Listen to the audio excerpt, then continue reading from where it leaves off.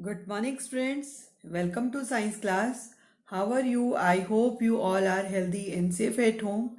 Today, we will continue our lesson number 14, that is electric current and its effect. Student, जैसे कि आप लोगों ने इस चैप्टर में लास्ट वीडियो में इलेक्ट्रिक करंट के बारे में पढ़ा, साथ में आपने कुछ इलेक्ट्रिक कंपोनेंट्स के सिंबल्स के बारे में पढ़ा और साथ ही साथ आपने इलेक्ट्रिक करंट के दो इफेक्ट होते हैं, that is heating effect and magnetic effect.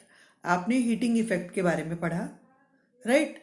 तो हीटिंग इफेक्ट से ही रिलेटेड अपना आज का टॉपिक हम पढ़ रहे हैं, that is compact fluorescent lamp. ये कैसे, इसमें जो है कॉम्पैक्ट फ्लोरोसेंट लैम्प जो है उसको हम क्या बोलते हैं स्टूडेंट?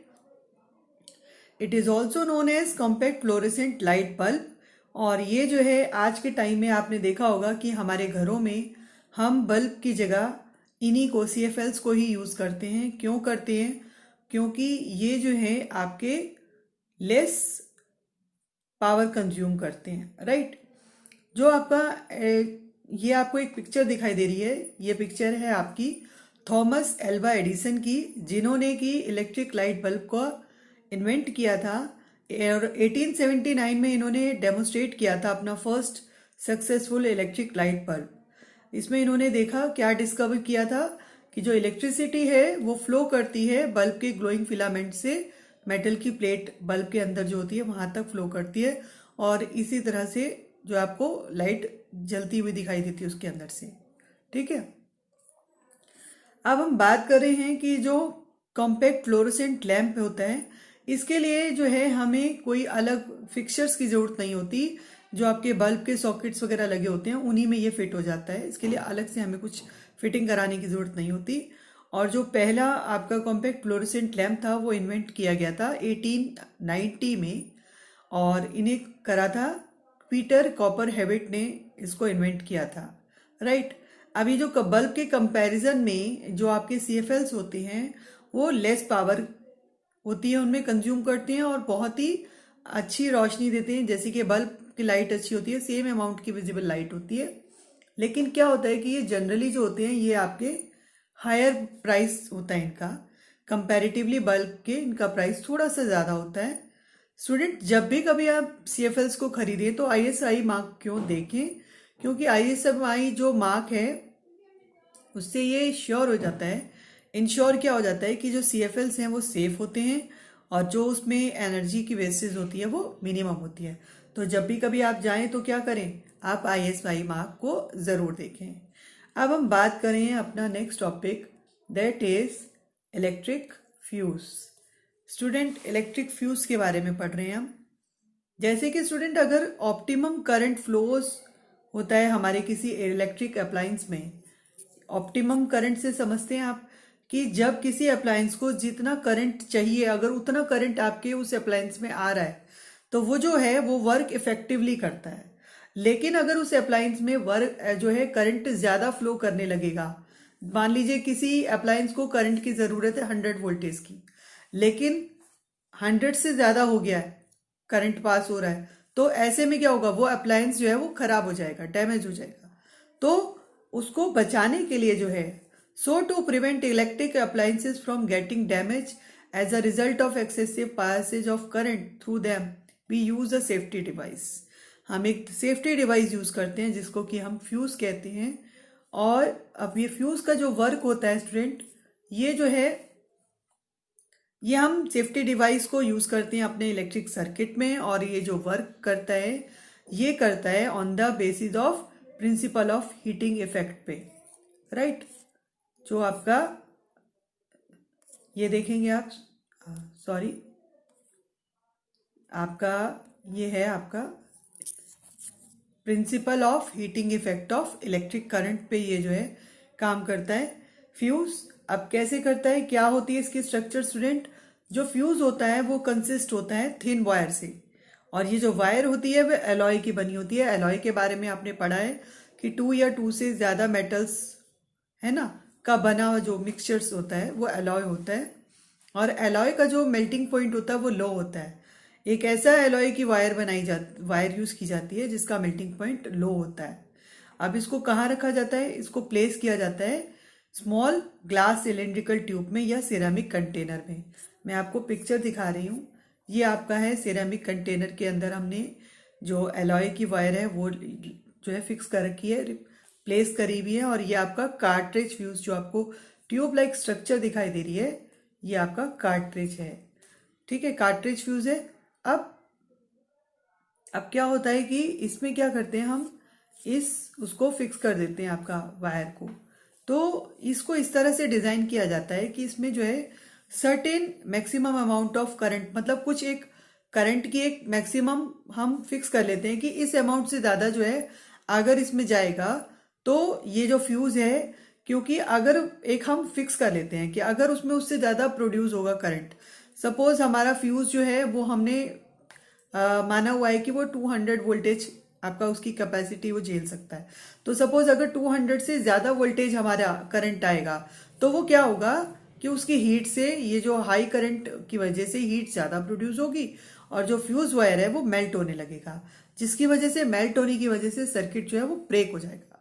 यानी कि फ्यूज जो है, फ्यूज वायर अपने आप मेल्ट होके ब्रेक हो जाएगी और जैसे ही वो ब्रेक होगा आपका जो करंट है वो उसका फ्लो स्टॉप हो जाएगा। क्योंकि सर्किट ब्रेक हो गया तो करंट कहाँ से आएगा? करंट तो नहीं आएगा, ओपन सर्किट हो गया है। और इस तरह से आपका जो अप्लायंसेज है वो डैमेज होने से बच जाएगा। तो इस तरह से फ्यूज वायर जो है वो किस तरह से फ्यूज को हम यूज करते हैं, ये मैंने आपको वर्क बताया।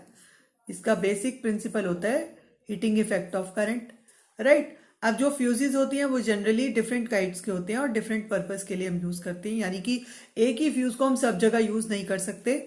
जैसे कि जो कार्ट्रिज फ्यूज होता है, जैसे कि आप ये देखिए कार्ट्रिज फ्यूज है, ये हम आपके किसी अच्छे इलेक्ट्रॉनिक अप्लायंसेस में यूज करते हैं। जबकि जो सिरेमिक वाला है ये आपका सिरेमिक है, इस फ्यूज को हम बिल्डिंग्स वगैरह में यूज करते हैं, राइट। अब आज के टाइम में स्टूडेंट्स ये फ्यूजेस जो थे ये पहले बहुत यूज होते थे, बट आज के टाइम में यूज किए जाते हैं, दैट इज एमसीबी। एमसीबी की फुल फॉर्म है मिनिएचर सर्किट ब्रेकर। ये जो है those wonderful electric appliances are being used mostly these days in place of fuses. आज के टाइम में हम फ्यूज की जगह इन्हीं को यूज करते हैं। इसमें क्या होता है स्टूडेंट कि जब करंट जो है एक आपका सेफ लिमिट से ज्यादा हो जाता है, क्रॉस कर जाता है, तो ये ऑटोमेटिकली अपने आप स्विच ऑफ हो जाता है। देखें आप ध्यान से, इसमें दो, आप ये देखें इस पिक्चर को, इसमें ऑन दिखाई दे रहा है आपको। तो जब करंट ज्यादा पास होता है तो इसकी जो एमसीबी के जो स्विच होते हैं वो अपने आप नीचे की तरफ गिर जाते हैं और फिर इसको वापस आपको ऊपर करना होता है, तभी जो है सर्किट वापस क्लोज होता है। ठीक है, तो when it switch is turn on the circuit is one again complete. और इनको भी आप अगर जब भी खरीदें तो आईएसआई का मार्क जरूर देखें, राइट। ये अब आपका कुछ अब आपको बताया जा रहा है कि रीजंस क्या हैं एक्सेसिव करंट के सर्किट में। स्टूडेंट, शॉर्ट सर्किट जो होता है वो मेन रीजन होता है, मेन कॉज होता है एक्सेसिव करंट का। और शॉर्ट सर्किट कैसे हो सकता है स्टूडेंट? जब भी हाउस में जो वायरिंग लगाई जाती है, आपने देखा होगा इलेक्ट्रीशियंस, अगर आपने कभी घर बनते हुए देखा होगा तो इलेक्ट्रीशियंस जो रहते हैं डिफरेंट कलर्स की वायर्स को यूज करते हैं। तो मेनली जो है आपकी 2 से 3 वायर्स यूज होती हैं, न्यूट्रल वायर, लाइव वायर और आपकी थर्ड होती है अर्थिंग वायर।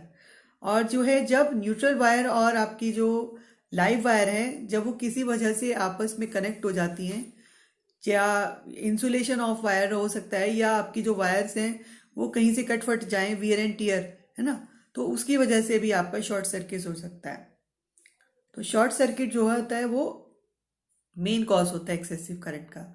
दूसरा क्या होता है कि अगर आपने जो है एक ही सिंगल सॉकेट में बहुत सारे डिवाइसेस को कनेक्ट कर देते हैं तो वो ओवरलोड हो जाता है, और इसकी वजह से भी जो है आपका इलेक्ट्रिक सर्किट में ओवरलोड होने की वजह से भी जो है ये आपका जो शॉर्ट सर्किट और ओवरलोड जो होते हैं वो दोनों ही रिस्पॉन्सिबल होते हैं आपके हाउसेज में फायर के या इंडस्ट्रीज में। जैसे आपने कभी देखा होगा आग वगैरह लग जाती है तो उसमें ये दोनों ही रीजन हो सकते हैं। ठीक है, अब हम बात करते हैं इलेक्ट्रिक फ्यूज। यहाँ पर एक एक्टिविटी में दिखा रखा है, इसमें आपको 4 सेल लेनी है और इसके बाद ये आपका, ये देखें आप, ये 4 सेल ले रखे हैं और उसके बाद ये आपका जो है वायर ले रखी है, साथ में ये जो बीच में आपको दिखाई दे रहा होगा ये स्टील का वूल है, जो जैसे आपका स्टील का जूना जिसे आप बोलते हो, उसका एक तार ले रखा है, उसको इस तरह से कनेक्ट करके पूरा सर्किट बनाया गया है। तो अभी क्या होता है कि जब आप इसमें एक लिमिट से ज़्यादा जब इसको आप वोल्टेज देंगे तो इसको कनेक्ट करेंगे जब भी आप, तो ये अपने आप जो है बीच में से टूट जाएगा, क्योंकि इसका जो मेल्टिंग पॉइंट होता है वो बहुत ही लो होता है। और ये इससे ये पता चलता है कि इस तरह से फ्यूज़ जो है, फ्यूज़ में भी सेम यही चीज़ होती है कि जब हीट प्रोड्यूस होती है, जब करंट पास होगा तो हीट प्रोड्यूस होगी, और जब हीट प्रोड्यूस होगी तो अब वो जो आपकी वायर आपने यूज़ करी है, अगर उसका मेल्टिंग पॉइंट कम होगा तो वो इस तरह से ब्रेक हो जाएगी और आपका जो सर्किट है वो ओपन हो जाएगा। राइट, अब हम बात करते हैं, आपका नेक्स्ट है that is magnetic effect of electric current.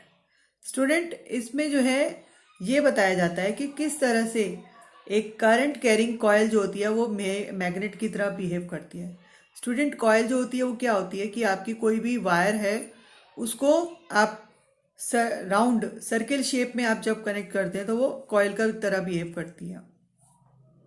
अब जैसे इसमें हमने ये दे रखा है, एक आप ध्यान से देखें, ये एक टेस्ट ट्यूब है, इसमें हमने क्या करा हुआ है, फिल कर रखा है 3/4 वाटर। ठीक है, 3/4 इसको फिल कर दिया वाटर से। अब इसमें हमने क्या करा, कुछ पिंस को डाला है। अगर हम पिंस को डायरेक्ट ऐसे डाल देंगे तो वो क्योंकि हैवी होती है तो वो नीचे बैठ जाएंगी। तो हमें क्या करना है, हमें पिंस जो डालनी है वो थर्माकोल के छोटे छोटे पीसीस के अंदर डाल के इंसर्ट करके तब इस पानी में डालेंगे हम। उससे क्या होगा, वो फ्लोट करने लगेंगी। फिर उसके बाद क्या करना है हमें, इसमें हम क्या करते हैं, कॉपर की जो वायर होती है, ये आप देखें ध्यान से, ये कॉपर की वायर को इस तरह से कर रखा है, रैप है ना, टेस्ट ट्यूब के चारों तरफ हमने रैप कर रखा है। तो इस तरह से आप 10 सेंटीमीटर रैप करके 10 सेंटीमीटर दोनों हिस्से आप छोड़ दें, ऊपर की तरफ भी और नीचे की तरफ भी। राइट, अब आप ध्यान से देखें, ये आपको दिखाई दे रहा है कि इसमें जो है आपका सर्किट ब्रेक है। तो सर्किट ब्रेक होने से करंट पास नहीं होगा। इसमें 2 सेल ले रखे हैं, दोनों 1.5 वोल्टेज के सेल हैं। अब आप देखें कि जब हमने यहाँ पर सर्किट ब्रेक करा तो करंट नहीं आया। अब करंट नहीं आया तो यहाँ पर आप जो कीले आप देख रहे होंगे, जो ये ऊपर की तरफ हैं, जितने भी नील्स आपकी जो हैं वो ऊपर की तरफ हैं आपकी। और इसमें क्या हुआ, इसमें नील्स जो है नीचे की तरफ आ गई। क्यों आ गई, क्योंकि यहाँ पर सर्किट क्लोज हो रखा है और क्लोज सर्किट की वजह से इसमें करंट आया। तो स्टूडेंट, इसमें क्या होता है कि जब करंट पास होता है तो जो हमने कॉपर की वायर ऐसे राउंड राउंड जो टेस्ट ट्यूब के चारों तरफ हमने रैप कर रखी थी, वो जो है बिहेव करने लगेगी एज अ मैग्नेट। और जब वो मैग्नेट की तरह बिहेव करेगी तो क्योंकि मैग्नेट जो है वो अपनी तरफ आयरन या किसी भी मैग्नेटिक सब्सटेंस को अट्रैक्ट करता है, तो जो नील्स हैं वो क्या होगी, अट्रैक्ट होने लगेंगी। राइट, ये देख रहे हैं ना आप, ये अट्रैक्ट हो रही है नीचे की तरफ। तो इस तरह से क्या पता चलता है स्टूडेंट, तो स्टूडेंट अब हमें इस एक्टिविटी से क्या कंक्लूजन निकालते हैं कि जब भी हम किसी कॉइल में करंट को पास करते हैं तो वो जो है एक मैग्नेट की तरह बिहेव करता है, और इसको हम आपका बोलते हैं magnetic effect of electric current. Right, तो इसी के बेस पर हम this effect of current can be use to make magnet. इस तरह के जो करंट के इफेक्ट से हम मैग्नेट बनाने में यूज कर सकते हैं। The magnets made by the passage of current through the conductor is called electromagnet. Electromagnet क्या होता है स्टूडेंट, कि जब आप जो है किसी आपका इलेक्ट्रोमैग्नेट कैसे बनाई जा सकती है student, an electromagnet is a coil of wire wound around an iron core can electromagnet each attract each other magnetic substances। तो इलेक्ट्रोमैग्नेट कैसे बनती है स्टूडेंट, कि आयरन की कोर के ऊपर जब हम किसी वायर को कॉयल में ऐसे लपेट देते हैं, इस तरह से राउंड राउंड लपेट कर, तो इस तरह से वो जो आपका आयरन कोर है, और जब उस वायर में हम करंट को पास करेंगे तो वो जो आपका आयरन का कोर है वो बिहेव करने लगेगा मैग्नेट की तरह। तो ये जो आपका magnetic effect of electric current है, इसके बेस पर हम क्या बना सकते हैं, मैग्नेट बना सकते हैं। राइट, इसके बारे में सबसे पहले बताया था हेंस क्रिश्चियन ऑर्स्टेड ने, और ये एक डेनिश फिजिसिस्ट थे जिन्होंने ये बताया था कि किस तरह से आपका करंट प्रोड्यूस करके आप किसी कंडक्टर को एक मैग्नेट बना सकते हैं, राइट। तो इसको हम आगे एक एक्टिविटी से क्लियर करते हैं स्टूडेंट। ये आपका एक आयरन नील ले रखा है, आप ध्यान से देखें दोनों पिक्चर्स को। फर्स्ट पिक्चर में आप देखें, इसमें क्या करें, आप नीचे पेपर ले लें और पेपर पे बहुत सारे आप जो है दोनों जो आयरन की नील्स हैं उसके दोनों साइडों में आप यहाँ पर जो है पिंस रख दीजिए, राइट। अब आप क्या देखेंगे कि जो है आपने पिंस के कोने पे जो है डाल दी पेपर पे। जो आयरन की नील है उसको आप क्या करें, उसके ऊपर आप कॉपर की जो इंसुलेटेड वायर है उसको रैप कर दें, ठीक है ना। देखिए रैप कर रखिए ना, 20 to 30 टाइम रैप कर दीजिए आप। और फिर उसके जो दोनों हिस्से हैं वायर के उसको इस तरह से आप दोनों टर्मिनल्स एंड जो आपके वायर के हैं उसको इस तरह से कनेक्ट कर दीजिए। देख रहे हैं आप ना, यहाँ पर स्विच है, ये सेल है, तो इस तरह से आप इसको कनेक्ट कर दें। कनेक्ट करने के बाद अब आपको क्या करना है, इसको जैसे ही आपने कनेक्ट करा इसमें करंट पास होगा, और जैसे ही करंट पास होगा तो जो आयरन नेल है जिसके ऊपर आपने कॉपर की वायर को रैप कर रखा है ना, तो वो जो है आयरन का नेल बिहेव करने लगेगा एक मैग्नेट की तरह। और आप देख रहे हैं पिक्चर में कि वो जो है किस तरह से आपका आयरन की नेल्स जो है उसके ऊपर सॉरी आयरन की जो पिन, ये पेपर की क्लिप्स हैं, ये पिन भी आपकी जो है ये सारी जो है इसके ऊपर आयरन नेल के ऊपर क्लिप्स स्टिक हो जाएंगी। अब स्टिक हो गई, इट मीन्स क्या हो गया कि जो नेल है, अब आप सिंपल तरीके से अगर आप जो आयरन की नेल है उसके पास अगर आप इस तरह से पेपर क्लिप को लाते हैं तो क्या कभी ऐसा होता है कि वो स्टिक हो जाती है? नहीं होती ना। लेकिन जब आप उसमें इस तरह से, जैसे कि इस एक्टिविटी में दिखाया है कि कॉपर की वायर को उसके चारों तरफ लपेट दिया है और फिर उसको इस तरह से सेल के साथ स्विच के साथ कनेक्ट कर दिया, और जैसे ही उसमें इलेक्ट्रिक करंट प्रोड्यूस होता है तो वो जो आयरन की नेल है वो बिहेव करने लगेगी मैग्नेट की तरह, और उसके पास जितनी भी पेपर क्लिप उसके पास होंगी वो अपनी तरफ उसको अट्रैक्ट कर लेगी। तो ये जो है ये आपका इस समय क्या बन गया, इलेक्ट्रोमैग्नेट बन गया। ये जो आयरन का नेल है ये इलेक्ट्रोमैग्नेट की तरह बिहेव करने लगता है, राइट। अब इसमें जो है जितने भी लूप्स अगर आप इसको ज्यादा लपेट देंगे वायर को, मान लीजिए हमने पहली पिक्चर में 20 टाइम्स लपेटा हुआ है, दूसरे में 30 टाइम कर दिया, तो ये इसकी जो मैग्नेटिक पावर है वो और ज्यादा बढ़ जाएगी, है ना। तो वो और ज्यादा क्लिप्स को आपका अट्रैक्ट करेगा। तो ये इस एक्टिविटी में समझाया गया है, राइट। अब हम बात करते हैं कि इस इलेक्ट्रोमैग्नेट का हम कहाँ कहाँ यूज करते हैं। इनको जो है हॉस्पिटल्स में आई इंजरीज के लिए यूज किया जाता है, कि जब कभी कुछ आंख में अगर आयरन का कोई स्प्लिंटर वगैरह कुछ भी चला जाता है तो इलेक्ट्रोमैग्नेट्स के थ्रू ही उसको जो है निकाला जाता है आंख में से। इसके अलावा जो है आपका जो आपकी क्रेन्स में स्टील वर्क जो होता है उसमें इसमें क्रेन में इसे यूज किया जाता है। स्क्रैप यार्ड्स वगैरह में कुछ भारी सामान उठाने के लिए मैग्नेट की तरह वो स्टील की चीजों को अपनी तरफ अट्रैक्ट कर लेता है, और इस तरह से आप देख भी रहे हैं पिक्चर में क्रेन उठा रही है, तो उसमें क्या होता है जब करंट पास करते हैं तो वो जो क्रेन का जो पार्ट है आगे का वो मैग्नेट, उसके अंदर आपका जो है इलेक्ट्रिक करंट होने से वो मैग्नेट की तरह बिहेव करने लगता है और अपना साथ सारे स्टील को उठा लेता है, और जैसे ही करंट आपका बंद होगा तो वो छोड़ देगा वहां पर। तो इस तरह से हैवी लोड्स को उठाने में भी आयरन का जो है आयरन कंटेनर्स वगैरह को उनमें से उठाने के लिए भी इसको यूज किया जाता है इलेक्ट्रोमैग्नेट को। इसके अलावा लाउड स्पीकर में, टेलीफोन में और रिलेज वगैरह में भी बहुत इसका यूज किया जाता है। इलेक्ट्रिक मोटर में जैसे कि वॉशिंग मशीन है, रेफ्रिजरेटर है, इलेक्ट्रिक फैंस है, इन सब में हम इलेक्ट्रोमैग्नेट का यूज करते हैं, जो कि करंट जब आपका प्रोड्यूस होगा तो वो मैग्नेट की तरह बिहेव करेगा, और जब करंट नहीं आएगा यानी जब आपने स्विच ऑफ कर दिया तो वो मैग्नेट नहीं रहेगा, राइट। तो इसी के स्टूडेंट अब हम पढ़ रहे हैं इलेक्ट्रिक बेल के बारे में। इलेक्ट्रिक बेल के बारे में आप सभी जानते हैं, इसके अंदर इलेक्ट्रोमैग्नेट होती है और ये वर्क करती है, works on the principle of magnetic effect of current पे। यहाँ पर एक डायग्राम हमने देखा है, ये डायग्राम ड्रॉ करा हुआ है, आप देख सकते हैं इस डायग्राम को। इस डायग्राम में ये आपको दिखाई दे रहा होगा, ये आपका स्विच है, ये आपको ब्लैक कलर का एक छोटा सा राउंड शेप में दिखाई दे रहा होगा, ये आपका स्विच है, ठीक है। और इस तरह से इसमें ये स्विच के साथ ये आपको करंट फ्लो करता हुआ दिखाई दे रहा होगा। तो जैसे ही हम स्विच को ऑन करते हैं, इसमें इस तरह से एरो में जो दिखाई दे रहा है आपको, ये करंट फ्लो हो रहा है। और ये जैसे ही करंट फ्लो होने के बाद ये आपका यू शेप आपको दिखाई दे रहा होगा। आयरन का पीस होता है जिसमें भी हम वायर लपेट देते हैं, तो ये एक इलेक्ट्रोमैग्नेट की तरह वर्क करता है। तो जैसे ही हम स्विच को ऑन करते हैं तो करंट फ्लो करता हुआ इसके अंदर चला जाता है, जो आपका ये आयरन कोर है। और क्योंकि इसमें कॉयल लपेटी हुई है, तो वो जो है जब जैसे ही उसमें करंट पास होगा तो जो पीस है ये आपका बिहेव करेगा एक इलेक्ट्रोमैग्नेट की तरह। जिस तरह जैसे ही इलेक्ट्रोमैग्नेट की तरह बिहेव करेगा, तो आप देख सकते हैं इसके साथ ये अटैच हो रखा है, ये आपका आर्मेचर है, राइट। आर्मेचर जो है ये आपका जैसे ही इलेक्ट्रोमैग्नेट की तरह बिहेव करेगा, ये आर्मेचर आपका आगे की तरफ चला जाएगा। और आर्मेचर के साथ ये आपका अटैच हो रखा है हैमर, जो ग्रीन कलर का आपको दिखाई दे रहा है छोटा सा, ये हैमर है। और ये गोंग के साथ आपका आगे की तरफ चला जाएगा।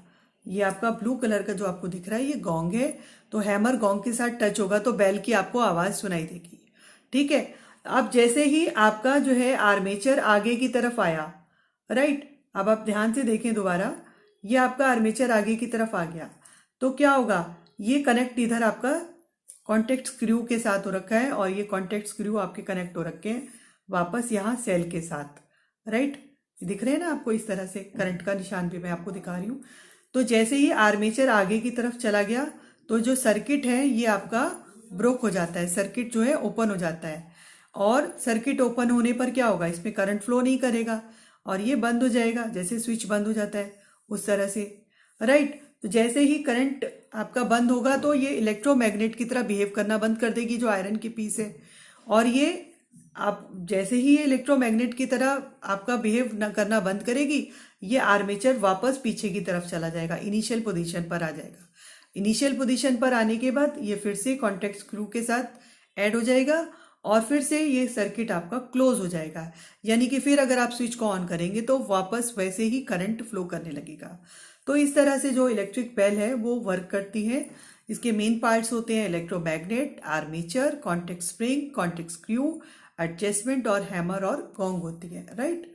अब इसी तरह आज के टाइम में जो है आपका हम इलेक्ट्रिक बेल की जगह बजर को यूज करते हैं, जो इसका डिफरेंट प्रिंसिपल होता है, राइट। तो उम्मीद करती हूँ कि आपको यहाँ तक बहुत अच्छे से समझ आया होगा। Thank you.